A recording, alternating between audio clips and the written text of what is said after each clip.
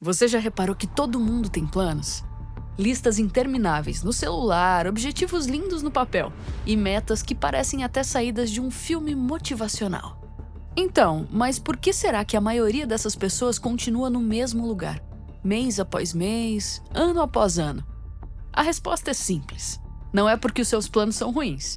É porque você está lutando contra a sua própria natureza. Você planeja afazeres que foram feitos para um robô e não para você mesmo. E quanto mais você continuar tentando se comportar como uma máquina perfeitamente programada, seu cérebro vai trabalhar contra você, como um cavalo selvagem que você tenta montar com uma sela quebrada. Mas vou te contar uma coisa incômoda. Existe uma diferença gigantesca entre fazer planos e fazer planos que realmente funcionam. Todo mundo quer o plano perfeito, aquele com um roteiro infalível e a prova de falhas, não é mesmo? Mas é nesse pensamento que mora o problema. As pessoas acham que o segredo para o plano perfeito é como se fosse uma fórmula mágica que precisa ser descoberta. Mas se eu te dissesse que o problema não é o seu plano, mas sim a maneira que você está tentando conduzir ele. Mas vamos lá, porque agora eu vou te ensinar como fazer um plano que realmente funciona.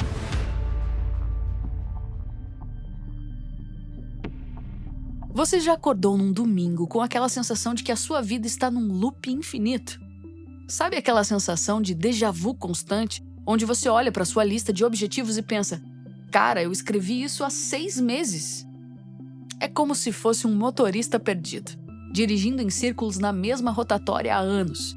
Todo mundo passa por você buzinando, indo para algum lugar, enquanto você continua ali, rodando, sempre com a impressão de que você está se movendo, mas nunca chegando a lugar nenhum. Diz se não é assim. Pois bem, vamos te ajudar com isso. A primeira coisa que você precisa entender é: seu cérebro não é um executor lógico. Ele é um sistema preditivo e preguiçoso. Mas como assim? Ele prioriza o que gasta menos energia mental. Tipo assim, sabe quando você pega o mesmo caminho para o trabalho todo dia, mesmo sabendo que tem outro mais rápido? É a mesma coisa com o seu cérebro. Ele tende a economizar energia. Ele te induz a escolher o que é familiar, mesmo que não seja o melhor. Se o seu plano exigir força de vontade o tempo todo, ele vai quebrar. Porque a força de vontade é limitada. E os estudos neurocientíficos são claros em relação a isso, pois apresentam que a força de vontade está intimamente ligada ao sistema dopaminérgico e ao controle inibitório. Então, quando você força demais sua mente, ela literalmente se desliga. É como se seu cérebro te dissesse: cara, ou você para com isso, ou eu vou te obrigar a assistir Netflix pelo resto da noite. Mas quando você aplica a arte de fazer um plano que realmente funciona, seu cérebro pode ser reprogramado. Os estudos neurocientíficos confirmam que o cérebro humano é fundamentalmente preditivo e orientado para a eficiência energética. Mas como? Seu cérebro é uma máquina de fazer previsões, e ele está constantemente tentando adivinhar o que vem por aí para economizar energia. Então, quando você cria um plano que se alinha com essa natureza preditiva, em vez de lutar contra ela, algo magnífico acontece. O esforço diminui e os resultados aumentam. Por isso que o seu sistema dopaminérgico responde a sinais claros de progresso e não a sua mera força de vontade. Planos com metas vagas desmotivam. Planos com microtarefas claras engajam. E planos com checkpoints visíveis vão manter o seu cérebro em modo de ação. É como montar um quebra-cabeça. Se você tem a imagem final, mas não separa as peças por cor ou borda, dá preguiça de começar. Mas quando você organiza, cada pecinha encaixada te dá vontade de continuar. Mas agora que você entendeu por que o seu cérebro resiste a planos ruins, vamos falar de um dos sintomas mais comuns disso: a famigerada lista de tarefas infinita.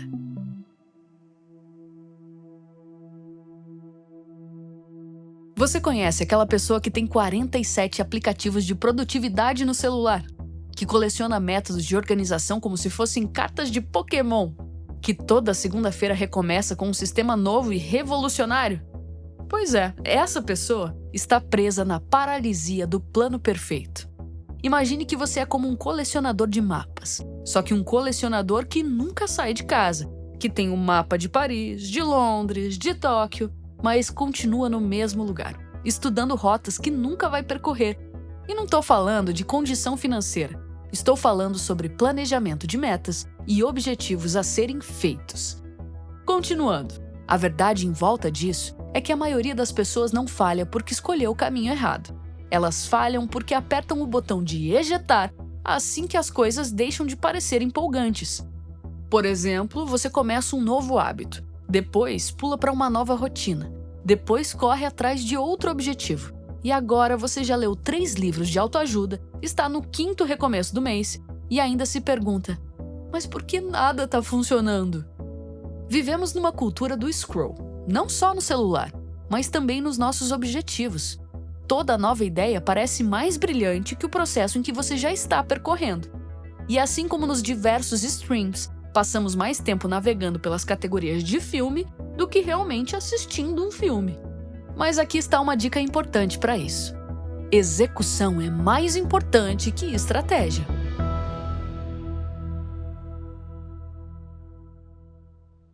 Lembra quando você era criança e ficava olhando para as nuvens, tentando ver as formas? Você olhava para cima e via um elefante, um castelo, um dragão. Planejar efetivamente é parecido. A diferença é que, em vez de olhar para cima e imaginar formas, você olha para cima e enxerga o seu futuro. E então você constrói uma ponte entre onde você está e onde você quer chegar, com as suas listas de tarefas e pequenos objetivos. A maioria das pessoas tenta construir essa ponte de baixo para cima, subindo gota por gota, sem saber se está indo na direção certa. É como construir uma escada no escuro, onde você coloca tijolo por tijolo sem saber se vai dar na porta certa. Mas os verdadeiros vencedores fazem o contrário. Em vez de subir de baixo para cima, eles vão de cima para baixo, começando da nuvem, do objetivo final, e descem. Vamos dar um exemplo real. Imagina que você quer entrar na faculdade de medicina. A maioria das pessoas pensa: vou estudar mais porque é difícil. Fim, plano genial, né? Só que não, você não vai cair nessa armadilha. Em vez disso, você vai usar o método nuvem, onde tudo muda de verdade. Você olha para essa nuvem chamada medicina e começa a enxergar que ela se divide em 4 grandes blocos. Ter notas altíssimas nas áreas do Enem, mandar bem na redação, dominar a estratégia de prova e manter a constância nos estudos, certo? E aí você começa a descer mais um nível. Pega a redação, por exemplo. Ela se divide em estrutura, domínio de norma culta, repertório sociocultural e proposta de intervenção. E você continua descendo, gota por gota, até chegar nas tarefas práticas. Escrever uma redação por semana, revisar com alguém que entenda, ler textos argumentativos todo dia. Quando você termina esse processo, aquilo que antes era uma meta nebulosa vira um plano tangível. Porque agora você não só sabe onde quer chegar, você sabe exatamente o que fazer, quando fazer e por que fazer. Agora que você entendeu como construir um plano que respeita seu cérebro, vem o ponto-chave que mantém esse plano rodando semana após semana.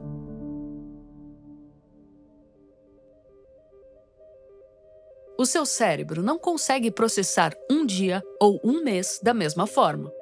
Um dia é como um shot de café, rápido, intenso, mas que passa voando. Um mês é como uma maratona, longo demais, sem marco no meio, e você se perde na metade do caminho. Toda meta tem prazo de 1 semana. Por quê? Porque um mês é tempo demais. Você relaxa e perde o senso de urgência. Um dia é pouco demais, gera ansiedade e atropela o processo. Mas 1 semana tem um equilíbrio certo. É tempo suficiente para fazer um trabalho significativo, curto bastante para ajustar o que for preciso e perfeito para o seu cérebro reconhecer progresso real sem perder o ritmo. Exemplo prático. Digamos que você queira tirar uma nota alta no Enem daqui a 1 mês. Então você pode estruturar as semanas assim. Semana 1. Resolver 20 questões de ciências da natureza por dia, revisar erros e assistir a 3 aulas sobre os temas que você mais errou. Semana 2. Fazer 2 redações completas com correção, estudar redações nota 1000 e montar um repertório com 5 referências socioculturais para usar nos textos. Semana 3. Simular a prova inteira do Enem em tempo real, com cronômetro e tudo, analisar o uso do tempo e fazer ajustes na sua estratégia. Semana 4. Reforçar os temas mais cobrados em cada área, revisar mapas mentais e descansar o suficiente para entrar bem mentalmente no dia da prova. Perceba, as metas são ações e não o resultado, como tirar nota alta. Elas são sempre aquilo que você faz para chegar lá, aquelas atividades que estão sob seu controle, entende?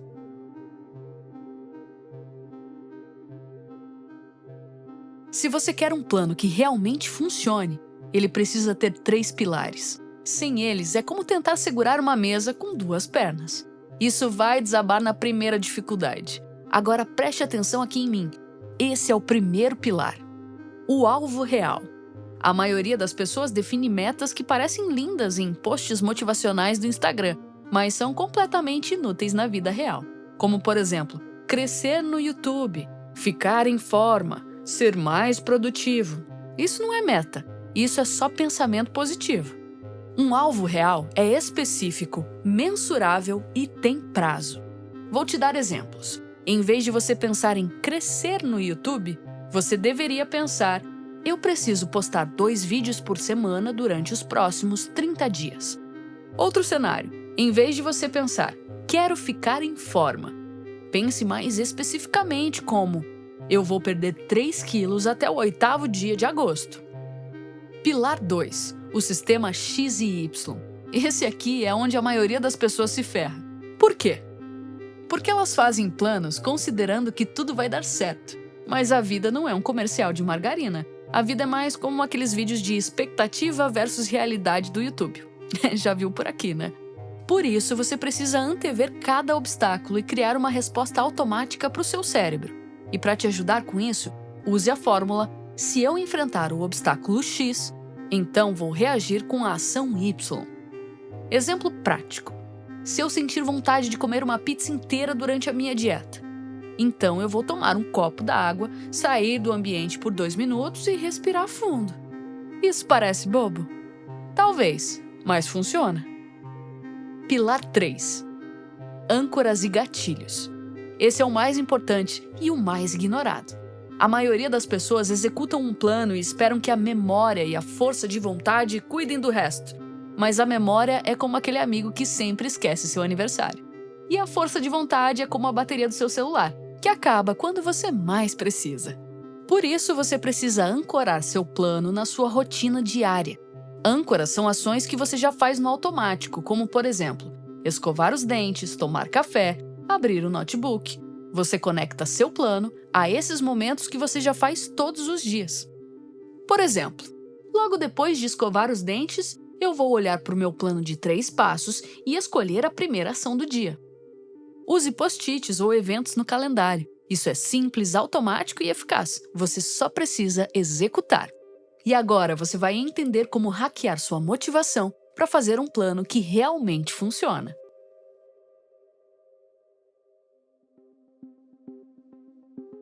Você já reparou que existe uma diferença gigantesca entre limpar a casa quando você quer e quando a sua sogra vai chegar em 30 minutos? No segundo caso, você vira quase o Flash da limpeza. Mas por quê? Porque o prazo criou urgência e a urgência disparou a sua motivação. E isso não é coincidência, isso é ciência. Existe um ciclo na sua cabeça que funciona mais ou menos assim. Motivação te faz trabalhar. Trabalho te dá sensação de progresso. Progresso te dá mais motivação. E o ciclo continua. Um estudo confirma que as pessoas ajustam seu esforço com base na recompensa esperada e na eficácia da tarefa. Então, quando seu cérebro enxerga progresso claro e alcançável, ele libera dopamina, que nada mais é do que o combustível da sua motivação. Mas aqui está o truque. Você não precisa esperar pela motivação para começar esse ciclo. Você pode começar o trabalho mesmo sem vontade nenhuma. Imagine que você vai acender uma fogueira. No começo, você só tem um graveto, vento e esforço. E nada parece pegar. Mas você insiste, até que a primeira chama aparece e depois disso, você vê que o próprio fogo se alimenta. E sabe o que ajuda esse fogo a crescer ainda mais? Feedback. Estudos mostram que o feedback contínuo melhora significativamente a sua autorregulação. E é por isso que as listas de tarefa detalhadas funcionam tão bem, porque cada item riscado vira uma dose de motivação que te ajuda a sustentar um plano que realmente funciona. Agora que você entende a importância do feedback para um plano bem feito, você precisa entender onde o seu crescimento realmente acontece.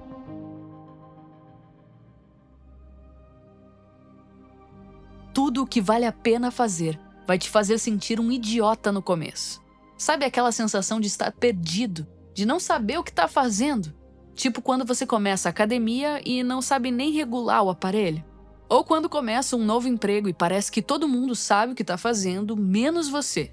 Ou ainda quando você tenta aprender algo novo, tipo dirigir, cozinhar, gravar um vídeo, e tudo parece meio torto, desconfortável e errado. Então essa sensação de estar perdido, de não saber o que está fazendo, de se sentir um impostor, isso não é bug, é um recurso. E é exatamente ali que o seu crescimento acontece. Fomos condicionados a ter medo de não saber.